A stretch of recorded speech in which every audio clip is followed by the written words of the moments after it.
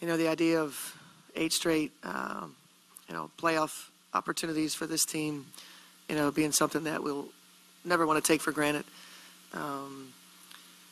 Certainly this was a group that, as we gathered again in October of last year, we had certain goals in mind, and defending our title was certainly one of them. And we felt like, perhaps we had one more run in us. And, as we moved through the season, some of our challenges became apparent. And at the end of the day, I think as the dust settles for me, and I realize, kind of all the dynamics in there, that we did the best we could. And I think, Sylvia Fowles' season, after being so dominant and winning MVP, and to come back and to set career highs in so many categories and to be as good. I mean, I can't say enough about Syl, and playing injured. She has a ruptured something. I'll let somebody that's more qualified, but played injured for half the season. And I just can't say enough about what she did for us. And then, for us to be able to send LIndsay Whalen out here at Target Center the way that we did on August 21st, I think it was. Those were some highlights for me, and obviously the All-Star game was a big-time highlight for our franchise. I'll take questions. That's correct. Yeah. We so back when she was injured, it was, we always, obviously, right away, we have such great resources here that as soon as it happens, we're over there, taking a look at things. And at the time, was more of a sprain. She continued to compete, and obviously it worsened, and so now you're looking at a rupture. I think it would be a more significant injury for a baseball player than for a basketball player, being her off arm. So there are some plans in place as far as her ability to recover from that. Not at this time. Not at this time. And I think it's a little bit premature to kind of really detail it as fact, because I think anytime you get a diagnosis, there's always a process of a player considering options and maybe getting other opinions and that sort of thing. So right now, the information is that it's a rupture, and I think she's considering her options as far as next steps, I think, would be most accurate. Cheryl, do we know if that will affect her off-season or plans to go overseas or anything like that? At this time, still doesn't plan to go overseas, so that would be unaffected. She communicated that to us last off-season, that would be not necessarily her last, but she would be considering not going over this off-season. And then how do you kind of balance maybe trying to take time to appreciate everything this group has accomplished over the last 8 years with whatever disappointment there is that you weren't able to do more this season? Yeah, I think I'm already there, in that there were many challenges until we write a tell-all book. You won't be able to know everything, but just in going through exit interviews, I think you get confirmation of a lot of things, because people are, players are pretty open in those things. And I think at the end of the day, they felt pretty proud of themselves to be able to keep it together with a lot of things kind of converging. So I think for me to get through the season, honestly, I had to do that. I had to consider, this was a group that, for 7 straight seasons had a historic run. And with that comes a cost. And so I have known those things, especially at the completion of the 7th season and our 4th championship, and just spending time with our players. I knew where they were. I knew how hard this has been. And like I said, success comes with a cost. And I knew what it was taking for us to, kind of keep it going, muster it up. And then, the type of season in terms of the more compressed schedule and, aging roster, a lot of things, and there's a lot of other, life kind of things that happen to people. And so if you just throw all that in the pot and you go, I think I started doing those things, at the completion of our 7th season together. And so it's hard for me as a competitive person to go through it, to live it, and to know, when I say to know, but I felt like we had I still had a great belief. And I don't know that I've ever been that realistic. And so maybe I wasn't realistic, but they made me believe, and that's what I tell them, that they, at times they make things look easy, and that sets them up for, these expectations. And,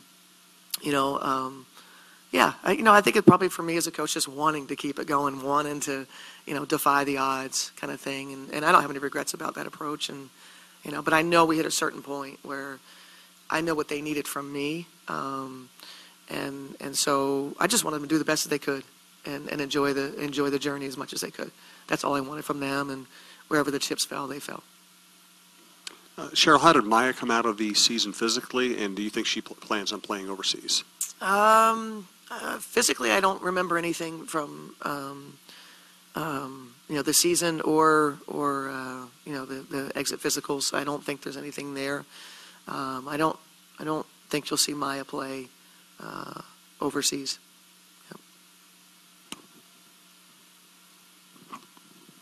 How do you evaluate the roster going forward? There's a lot of players not under contract for next year, even including Maya. How do you kind of reshape things as you see it now? Well, we've got a lot of work to do. We're in a place that we haven't been in since probably 2010, maybe even before that. 2010 being my first season of kind of trying to put this together. So for me, since 2010, in that we gained a lot of information over the last year about the effect of an aging roster, the path of the league. So I think, we collect a lot of information, but now it's a little bit different than other professional leagues with regard to free agency. It's not like your pool is really deep and places you can go to fill those needs. It's not going to be easy to do. And then currently, from an asset value, we're fairly limited, in making a decision. And I have no regrets. Who can have regrets about 4 championships in 7 years, about the path that we took? But now as we, end of an era with a Lindsay Whalen as running this thing into this next phase, we're going to be left with some challenges and, just a lot of work to do in terms of figuring out how do we, backfill positions and, invest in some younger players. Obviously our 6th pick, and, we have 14, 18, 20. We're going to have to work really hard, because those picks aren't typically ones that, lend towards, competing for a championship. So we just have work to do, and we'll be on the horn, seeing what players might be available in trade and see what we can do. Do you have any clue yet as to the futures of some of your veteran players? Is anybody thinking about retirement, or have you gotten there yet? Well, I think they all think about retirement. I don't think that's, but there's not an indication. I have one exit interview of one of the ones that would be a candidate for that I haven't had, it's Rebecca Brunson. And so, obviously, first thing I talk about with Seimone, I talk about it with Sil, I talk about what's the, it's not uncommon. This is not the first year that we've done this. We talk about, mostly because I want to know what they want it to look like, and how can I help them, achieve what they want it to look like. And, talk with Seimone about it. And when I say look like, not your retirement ceremony, just on the court. What goals do you have left? What part of this do you want to be? Things like that, not with regard to any sort of ceremony. And so I still have to have that conversation with Rebecca being probably maybe the leading candidate for talk of retirement. So we'll sit down and we'll talk about it. What do you want to do? You want to go another year? And I think at this point, when we talk about it, it's two-sided. It's not just what they want. We have to be mindful of our roster as well, and say, okay, if you still want to do it, this is what we think it should look like. Tell us what you want. Does it fit with what we need? And then we just try to figure it out. And no question, Rebecca Brunson. We always talk about her impact on our team and over the time here, and the reason why she has 5 championships. And losing Rebecca, in the Atlanta game, clearly had an effect on our ability. I think our defensive rating just skyrocketed, and we just weren't a lethal enough offensive team to overcome, that. We enjoyed the space we got in starting Maya at the 4. but we were nowhere near as difficult to play against on the defensive side of it. If it wasn't injury or physical related with Maya, have you been able to kind of look back or pinpoint why, at least by her standards, this wasn't her best season? Yeah, I have all the information, and I know, yes. But obviously not.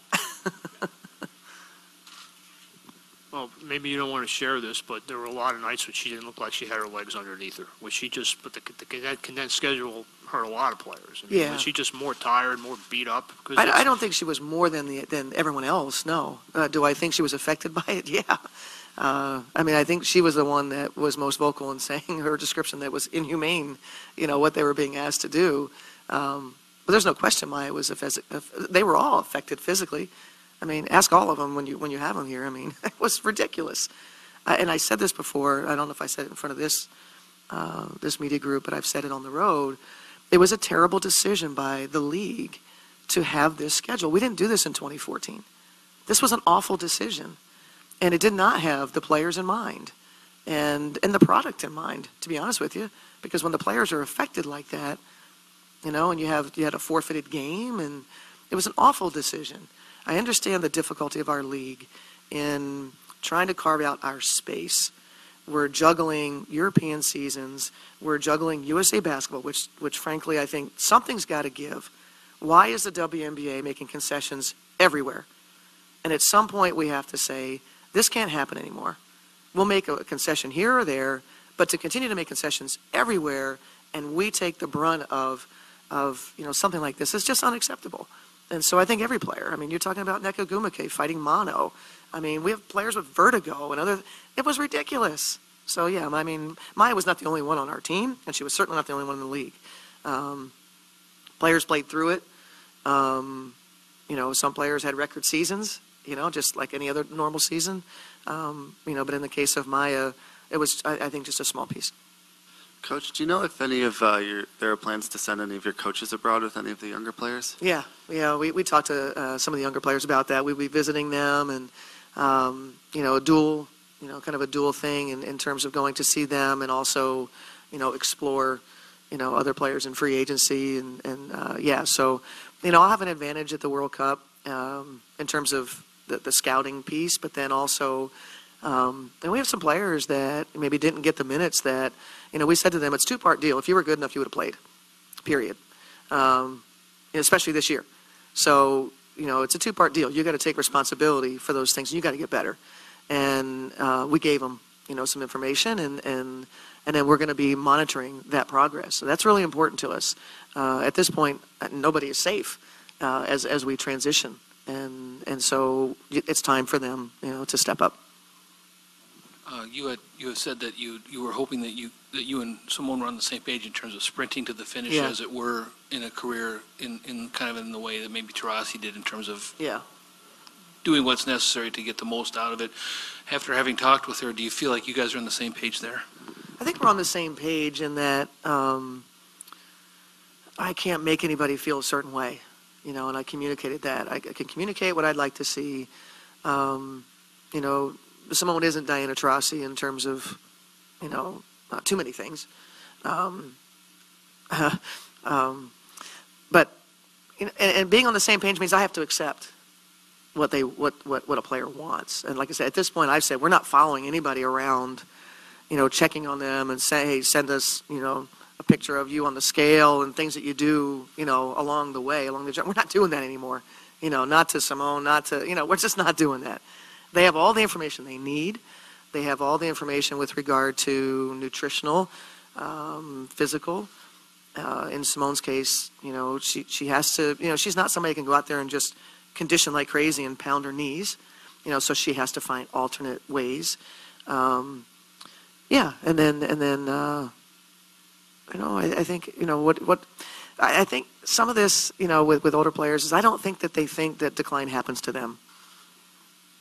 They don't, and it's not going to happen to me, and so, we certainly we have a ton of resources, and that's what I offer them. Whatever your goals are, please, like wherever you want to do this, we have resources, and we want to work, in tandem to be able to accomplish what they want. So, of course, we're on the same page. I may not like everything, but we're on the same page. Yeah, getting back to your young players for a second, Temi and Chechi got more minutes as the season went along, and AJ got less. What did you need to see from her? What do you need to see from her next year to get her back in the rotation? Yeah, well, first, what I saw from Temi was a player that plays with a sense of urgency, that absorbs information and applies it quickly. And then, frankly, Temi was a beneficiary of not so deep post group. In the case of Zandalasini, we started with her early on. We identified that this was a young player that wasn't getting opportunity a lot of through what we were doing at practice and shoot around the times that we, earlier in the season when we were having those things. And we identified that sometimes when you're a reserve player, you don't get the reps in practice, and to earn, what this coach is saying, you have to earn these things. And so we tweaked a little bit, and we were creating more opportunities to observe her more, and through that she earned time, as well as her being at a position that's not very deep in our league, which is the small forward. So those two were the beneficiary, I think, of positional depth. In the case of AJ, it's two things. One, she played a lot early on. As we navigated our new situation at the point guard spot, in that Lindsay was clearly not going to be in position to do a lot of things that she did physically. That was uncharted water for us, and I didn't love. It was through the first 9 games. I didn't love what that looked like, and AJ was getting opportunities through that, and we were 3-6. And PER wise, things that we look at, Lindsay was higher by a lot, even at whatever percentage of LIndsay Whalen you could say that she was. A Tanisha Wright, being the competitor and the willful player that she is something that AJ just doesn't have yet. She just doesn't have, it's just in her second year. There's a, for some young players, there's a disconnect on, quote, whose fault it is, why they're not playing. And I find that young players that understand that it's them and that it's their decision to force a coach to play them, those are the ones that are successful. And so we're teaching young players those sorts of things. And at the end of the day, positionally, with having Danielle and Lindsay at the 1, and I made a decision with Lindsay that we weren't going to write her off. And we sat on the airplane and headed to Phoenix, and I told her how I didn't love her playing 7 minutes, and us basically not having her part of the game plan. That wasn't going very well for us. And that if we weren't going to win, we weren't going to win with Lindsay in there, is what we decided. Because that was the commitment that we made to this team. That this team was going to do this group, this core group that's done this for 7 years. And so AJ was affected by that, and I talked to her about that as well. Some of this has nothing to do with her. I told her that when we drafted her, we didn't need her. Had nothing to do with her as a person or her game, but we just simply didn't need her positionally. And so that was her first year. We really didn't need her. She carved out a little bit at the end. And then we kind of got to this place where the information I had over the offseason on Lindsay, frankly not being sure whether she would make it to the season, and the information that I had, we went the path of needing a more veteran backup. Or if Lindsay didn't make it to the season, having a Danielle Robinson running our team in a year that we felt like we could compete for a championship. We didn't think AJ was ready for that. So we basically signed over her. And virtually the same concept with Tanisha Wright.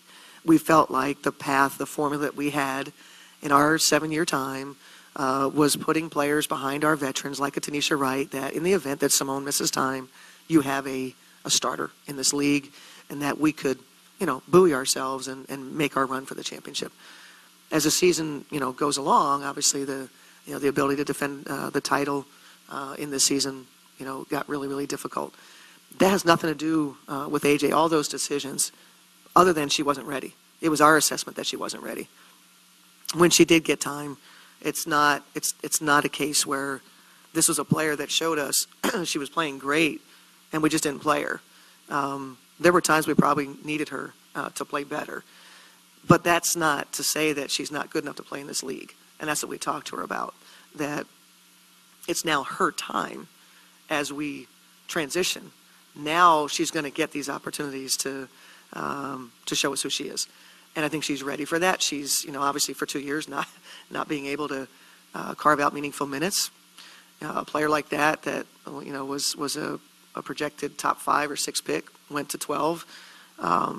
Now we're going to see what kind of value did we really get. So we understood in that draft that was a player that was going to be stuck on our roster. And so now that that's flushed itself, it's her time. And I think she left feeling pretty excited about the opportunity. I told her we weren't going to sign over her. This was, and if we do sign over her, then we would give her the opportunity to be somewhere else, because continuing to play in that role is just not fair to, to her. You mentioned needing to get on the phones and talk about, remaking this roster. Is there anybody on this roster that you consider untouchable in that scenario? There's nobody untouchable. I know that, I think a lot of coaches or GMs would say that. There's certainly preferences, but I think that we're in a place that any phone call that comes and talk about anybody, you listen to it. That certainly, we've had labels of untouchables, in the past. Would it take a whole lot to move, a player or two? Absolutely. Absolutely. But at this point, we are open to how we have this roster shaped going forward. And that's not a place that we've been. We've had a couple of positions, 2 or 3, but not to this point now where we have a lot of work to do. Cheryl, do you anticipate any stylistic changes or anything? I mean, whether it's shooting more threes or doing things like that to try and incorporate and adapt to what you're seeing from opponents? First thing, actually wasn't the first thing at the end of the season. Through the course of this season, it's one of those things that, I'm a beat myself up kind of a coach, didn't love where we were, mostly offensively. Defensively, I thought we held our own until after the All-Star break, and our defensive rating just plummeted. But it's one of those things that what we did worked for 4 championships in 7 years, and so it would stand to reason that that what we were doing was actually okay. And so I think that there's an opening now as a retirement, in the case of Lindsay, and then just our desire to I probably change. That's probably the biggest word, to change. That style of play is going to go with that. Alexis Jones is a player that's going to be affected by style of play. I don't know, and she would probably question whether she was a fit in the way that this team did things. And that's a fair assessment. And so in order to bring out the best in Alexis Jones, we have to change. And so it's a little bit invigorating to now, there's the GM part, which is going to be a lot of work, but then there's the basketball part that I'm looking forward to. There's 8 years of doing things a certain way was obviously really good, and but as you mentioned, that things are changing, and we've got to change with it. I think we kept up as Brunson shot more threes, and Seimone became more accurate from 3. But it's even more than that. It's not just about. I don't want to be in the bottom of the league in 3-point field goal attempts. Just watching the Phoenix Con game last night. If I get one more text of God, they can just shoot it. They can. We just don't have that. Yeah, I understand. There's more than one way to win a game. Having Sylvia Fowles. But it's also a way of creating space and being able to, just like with Griner. Phoenix actually took off when they played Bonner at the 4 more, and just 3 ballers all around her. That's a way to do it for sure. We'll look at everything, and certainly this coach knows that this is time to evolve and figure out our next path. Thanks for being here, everybody. See y'all.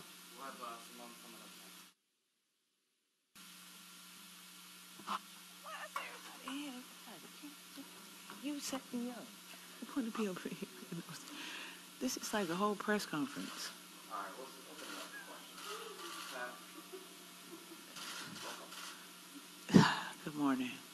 Hi, Seimone. How you doing? I'm great. How you doing? All right. So are we going to see your smiling face on the court next year, or are you going to walk off into the sunset? We'll see. No, I'm just playing. My plans are to be back, but obviously everyone reevaluates after the end of every season. So, I'll go home, enjoy some time with my family, and obviously discuss, what my future holds. But as for my plans, I do plan on being back. Seimone, when you kind of look at this season, how do you balance sort of being appreciative of what everything you guys have accomplished over the last 6-7 years with whatever disappointment there may be that you weren't able to get a little further this year? It's just that you focus on. We don't focus on winning enough. We kind of win, and then we put it in the back, and we keep pushing forward, like on to the next thing. And this is a moment where, no, we didn't end the season the way we wanted to, but it gives us a moment to reflect. Like, this team will be different, a lot different next year. And, obviously it'll give us time to think about the things that we were able to do as a group, as a core group of players. Just the run that we had, the championships that we won. The way that we played, the fight that we had, the pride, the passion, those are things that, it's very rare when you're talking about a team of great players. Like, it just doesn't come around that often. So, this is definitely something that, though it didn't end the way we wanted it to, we can take a moment and just kind of appreciate what we've done. Hey, Seimone, how disappointing was it to end on this note, being the first round single elimination game? Yeah, it's very disappointing. No one wants to end, the way that we ended, but that's the way the league is set up as far as the single eliminations, which are cool, but it also creates a very tough situation for every team. Even like last night with LA, they had to fly from LA and make it to Washington or whatever. So obviously we want to keep making this league better and keep making it fun for the fans, but we'll come up with new creative ways to keep pushing the envelope as far as our structure of the WNBA playoffs. Someone you kind of in a unique position. You were here before this run started. You were part of the run. What do you see for yourself as far as your role in kind of leading or being a part of the Lynx franchise as it goes forward and kind of changes some things? It's funny. They always say I'm like the anchor, and my role has changed, but I've always been like the anchor of this team as far as our identity, personality, the keeping the team chemistry together, and that's possibly going to be the same role going ahead as far as just being here. It'll probably be a younger team, or I don't know what team coach is going to put together or replace players with, but I've been here, like you said, the long haul, so I know a lot about what Lynx basketball is and what it means, and so hopefully I'll be able to pass that on to the younger players or the new players that we will acquire in the off season. Anybody else? Thank you. Thanks, Mom. Hey.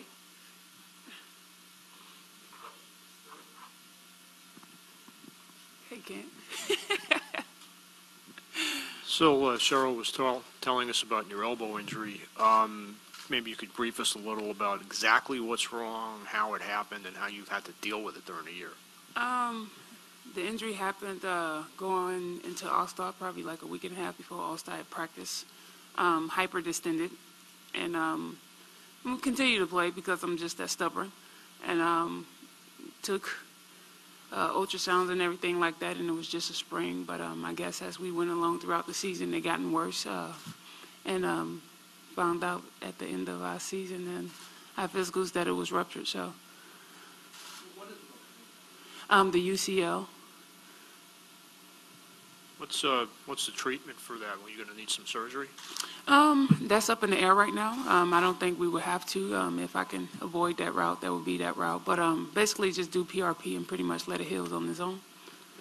Were you planning to play overseas this winter or not? No. I actually was thinking about just resting. I've been going. I think I should have made that decision last year, but ended up going late, and it just wasn't worth it body-wise. So how much did that affect you during the season? I mean, you still put up great numbers and things, but what did it do for your? Nothing really, besides the fact of it hurting every chance to get hit. But for the most part, like I said, I have a high pain tolerance. I'm very stubborn. So if I would have knew that it probably would have gotten worse as we continued to play, I probably would have still played anyway. I think Coach Reeve would disagree, but that's just who I am. I deal with the consequences. I don't think they're too extreme at this point, so we'll just roll from there.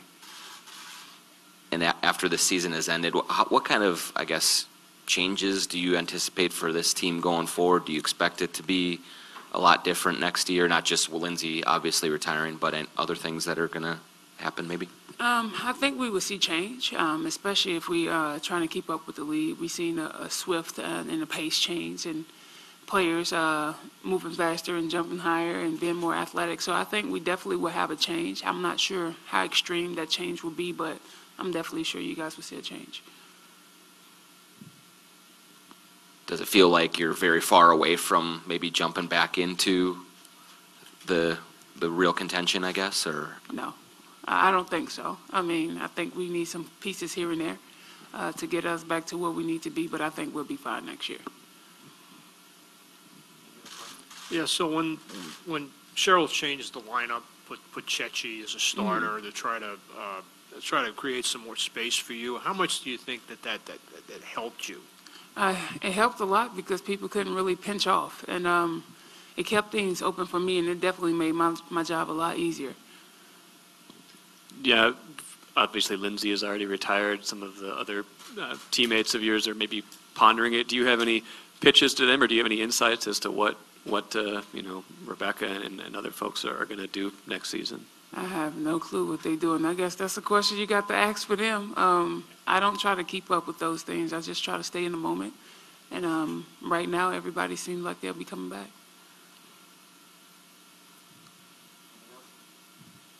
Thank you. Thank you. No problem.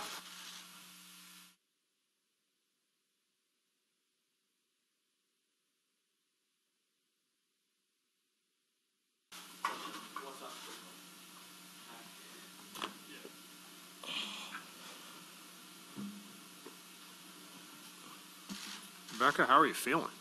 Good, better, absolutely better. Of course, I wish I would have felt better a couple days ago, but I feel pretty good. Yeah.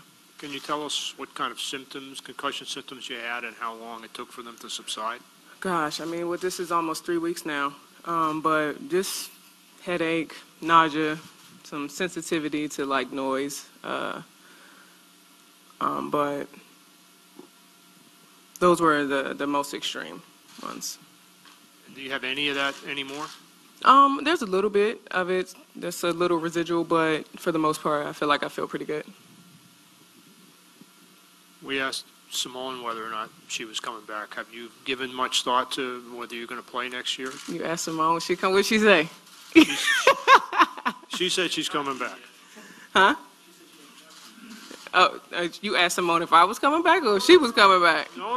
I asked Seimone if she was coming back. Okay. And what'd she say? She said that she probably is. Okay. I think right now we're all just kind of trying to think about how this season went. I think we're still living in the aftermath of that right now. I don't think, personally, people have given too much thought as to next season. We're kind of thinking about where we were and what we could have done this year. But I think that we'll all talk to each other about that. But I think that for the most part, you'll see that group come back.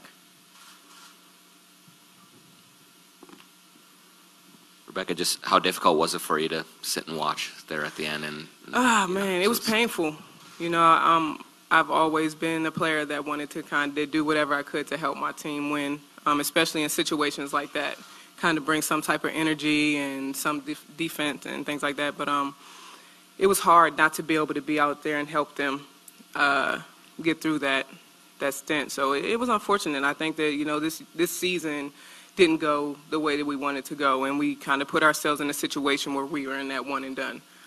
So I think that there are a lot of things that happened throughout the season that put us in a bad space that we could have kind of did a little differently, or we wish would have happened a little bit differently. But we'll learn from it. I think that we're a team that always bounces back, and I don't think that it's going to be any different. Does it feel at all like a fork in the road moment for this group? I mean, obviously Lindsay's retiring, but do you expect maybe other big changes to come as you try to retool get back into the contention? Well, I don't know exactly what's going to happen. Of course, Way retiring is huge for us. She's been a part of this team and a part of this journey the entire time. So obviously that's a huge difference, and that's a huge change. So of course we're going to have to adapt to that. But as an organization, we're going to do whatever we can to make sure that we're in a better position next year. Cheryl talked about the condensed schedule. We've talked about it all year. But as you look back on the season, how much of a role do you think that played particularly for this team? I feel like we're a team that has always rolled with the punches. No matter what was going on, we had to play in different venues. We've had to practice in different venues. We had to adjust to some role player changes, and we've always figured out a way to be successful. So I'm not going to sit here and blame the schedule on what happened. You have to adjust, you have to adapt, and you have to figure out a way to win games. And that's something that we didn't do. So I'm not going to blame the schedule. It's all about us. It's all about us figuring it out.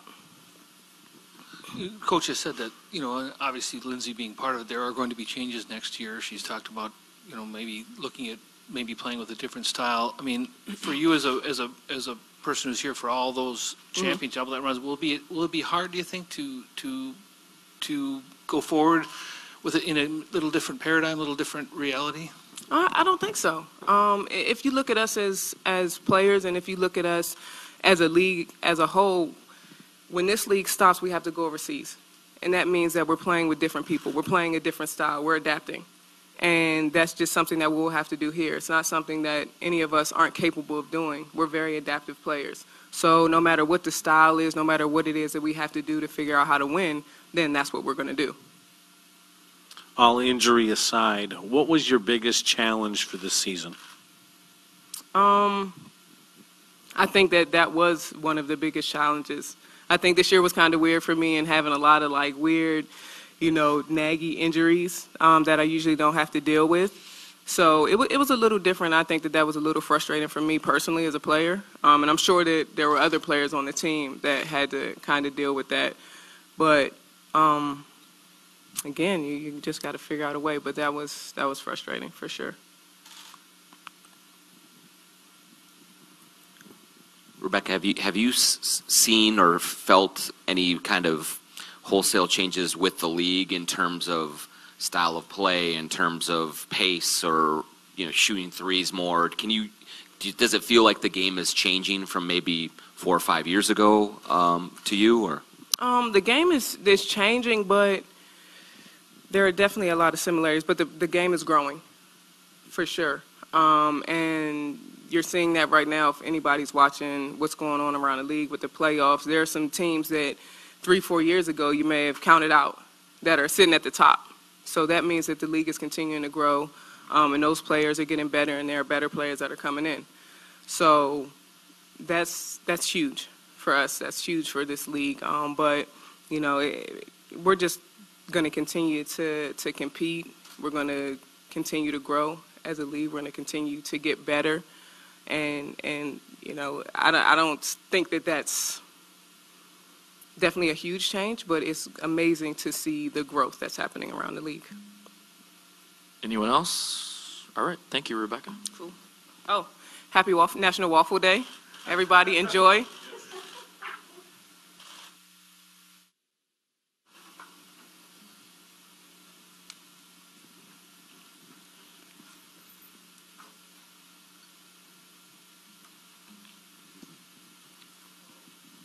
Chechi, this was your first full season in America and the WNBA. What do you think you learned as you think back from start to finish? Well, I think I've learned a lot, so it's not really just a few things that I can say, because it's the whole process that I've been through. Like, I got here and I was still kind of scary about this whole league and everything, and I can see myself through every games and through the weeks that I've learned. I've grown, and I've learned how this league is working, how are the games, how are the plays, how everything for me was new, because I think the last season for me was just was so little, and I couldn't really understand what was going on. So I think that this season was like my first season. That's what I wanted to think, and my way to think and my way to say it, because I really understand how this league works and what I can do and what I can be, you know. So yeah. Do you know yet where you're going to play overseas, and what kind of skills this winter do you feel like you need to work on? I will be playing Istanbul for Fenerbahce, so I've already signed with them. And I talked with coach and assistant coaches, and they told me that I still need to improve a couple of things of my game, and I will be ready to work on it. Like because before coming here, I wasn't even like a 3-point shooter, and this was what I was doing right here. So I think I just need to improve my way to play, like also from the 3-point line, but also inside of the 3-point line, as I was used to do in my overseas teams. And so try to be more aggressive, some things like one-on-one, try to finish at the rim, try to do more things in offense, not just shooting, just be a 3-point shooter. So this for sure. And also, of course, in defense, in this league, you have to be ready to focus to play against like the best player in the world. So to me, it was really a challenge to be here and try to play defense against players like McBride, Quigley, or Courtney Williams, some of those great offense players. So also in defense, try to be ready to guard some different positions, like the 2 or the 3, or maybe it will happen some 4. So just try to be as more versatility as I can, as I could be. So I will try to improve my stuff, and also some fundamentals that are obviously like skills. So yeah, these type of things. Chichi, your role expanded as the season went along. Just how much confidence did you get in your game and yourself toward the end of the season when you're starting, you're playing bigger minutes and having more of an impact? Well, it was a process, as I said, because I started, I wasn't really playing, and then I started like playing, and then I ended up to be in the first 5. So I think it was really a process. I was talking with coach. She said the team was trusting me. She was trusting me. So I think that in that moment I was like more confident in myself, because I knew that every mistake I would have made, it would be okay, because they would have trust. They had trust in me. So that was kind of like lighter me, like, you know.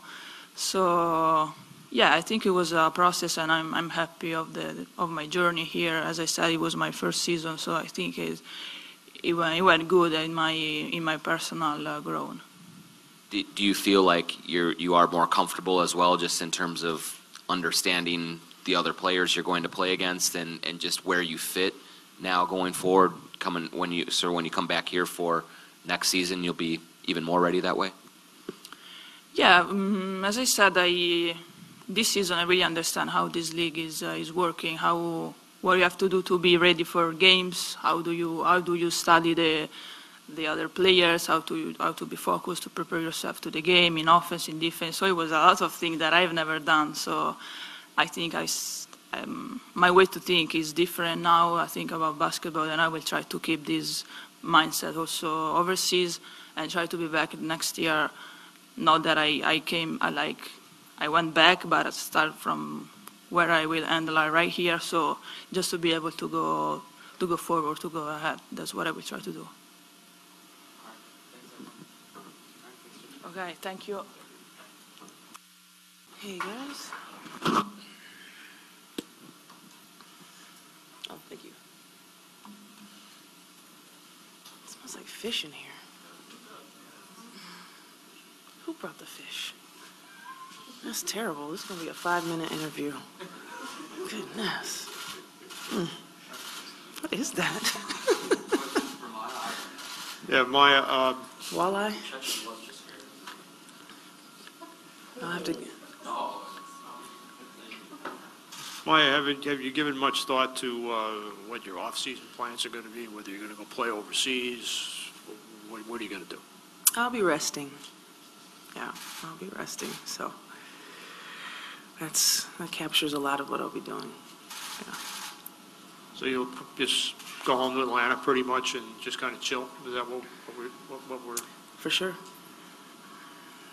Cheryl was in here before, and she was talking about the schedule and quoted you as saying that the schedule was inhumane. Now, I know that you've never been an excuses person, but now that it's all said and done, I mean, how much did the condensed schedule really affect you and affect your legs as the season went along? Well, I mean, I think it affected everyone. So I don't think it was necessarily an advantage or a disadvantage for any one team. It definitely made the season more of a grind than as fun as it could have been, just because you weren't feeling great most of the year. But it is what it is, and we made the best of it, and I just tried to do what I could to make sure I was ready to play, and I found a rhythm for the most part. Yeah, there are different stretches of the season where some games you just felt the fatigue, and it didn't feel good to feel that way. But in other games, you know, it felt better. And again, you just try to get into a rhythm and hope you can perform as best as you can.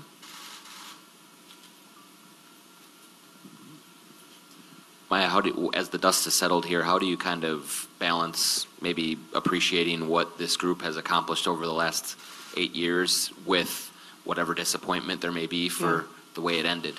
Yeah, I mean, it's constantly trying to appreciate, but also wanting to be better. You know, in the years where we, you know, come up short, it's always that weird balance of like, I'm happy that we did so great, but you know, so sad that we came up short. Or it's kind of the, you know, similar, even though each year is different. This year is different with you know, appreciating even more of what we've done, and even appreciating the things that we did this year. We could have fallen apart, and we didn't. The adversity we faced this year was definitely enough, combined with our schedule, to break any team. And we stayed together. We worked through things, and we're resilient in our own way this year. So, you know, the heart of the champion was still displayed. You know, just in a different way. And you know, of course, you know, coming up short to a championship never feels great, but there's just so many things to celebrate, and the relationships and the growth from some players, and figuring out a way to figure out how to be successful in different ways with the challenges that we have. How would you characterize your season individually? Did you feel like your game was where you wanted it to be, or how do you kind of reflect on your production, what you brought to the table? I think I had, you know, for my 8th year in the league, surprisingly well. For just, I try to be as consistent as I can be. I've only missed one game in my whole career, and I'm pretty proud of that. To have all the expectations, and people have been game planning for me for 7 seasons now, and to still be able to contribute the way I have, to not hang my head when things got hard, to be able to still try to be a leader, and in a season where I could have just totally shut down and said, you know, it's too hard, but I kept showing up every day and trying to do my best. So I'm proud of what I brought to the team. Obviously, you know, shots don't go in, or you don't play as perfect as you want. Doesn't feel great, but I'm celebrating for sure. As you think about the future, and even next year, how does this team get back to where, you know, it was?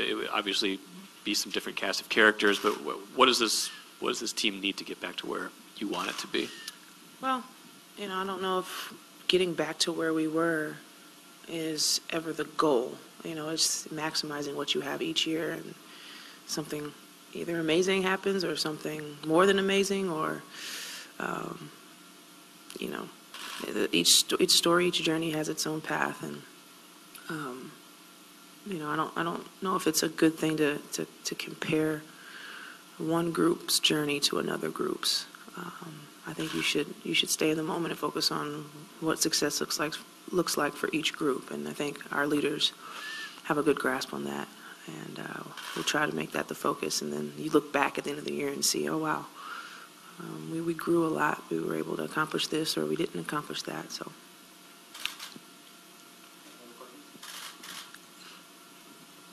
Yeah, Maya, you and your teammates have talked at great length about what LIndsay means to you, particularly off the court, the camaraderie, the kind of big sisterhood, all that stuff.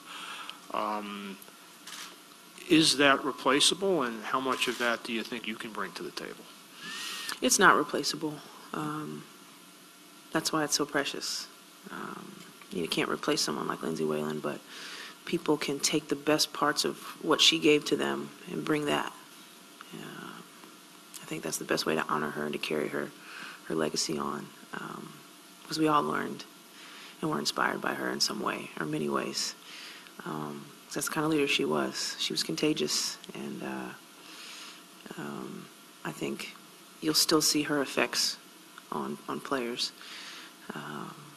Obviously, how it looks with numbers and stats and actual basketball is, one player is obviously going to be a point guard, a starting point guard, and just try to think of the things she would say, or think of the things she would do or emphasize, and just try to continue to carry that on as a leader. One of the things she brought the most was just her connection and communication. So that's something that all of us can always try to emulate and bring, and will be a big help in continuing in the path of success.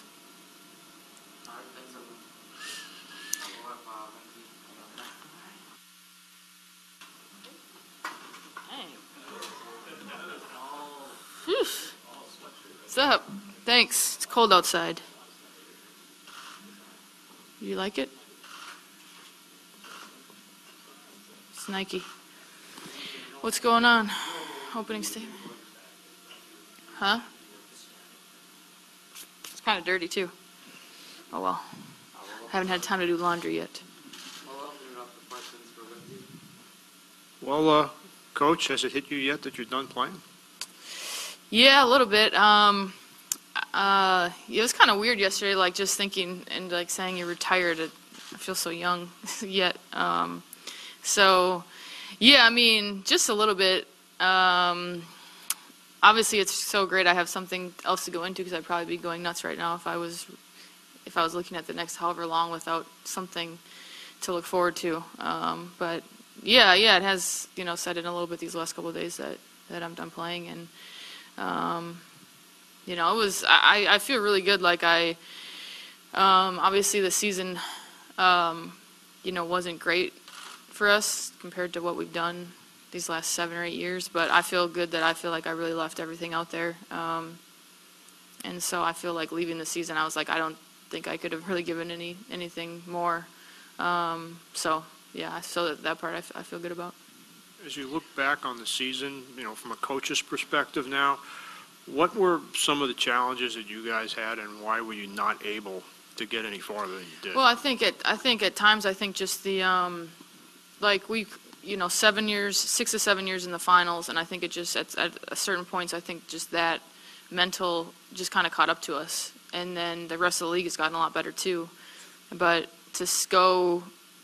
And then the other year in there, we lost to Phoenix in the conference finals. And then everybody on the team is doing that overseas too, or in USA basketball. You're playing in a championship, and I think it finally kind of just was a year when the other teams, were better, and I feel like we've raised the level of the league in some aspects, and I just think at times it was hard for us to rise to that occasion.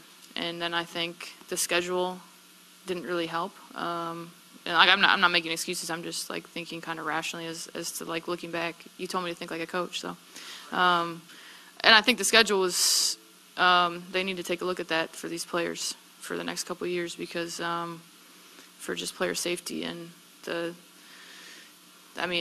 travel and to practice. I mean, we barely practiced. I don't know if we practiced in the last month. We didn't practice, so. Just as far as like the well-being of the coaches and everyone in the league, they need to take a look at that for sure. On Tuesday night, you took the final shot of your final professional game. What went through your mind right after you took that shot and you walked off the court? It's like, oh man, it rimmed out. Yeah, missed my last shot. So yeah, probably missed my first shot too when I was a rookie. So missed my first shot, missed my last. I don't know. I mean, I was just at that point. It was gonna be. You're just at that point kind of. I got the ball, so I just was gonna run and shoot it, and so. Yeah, I don't know. Just like. Yeah, that's it. Getting handshake line and then get with your teammates, basically.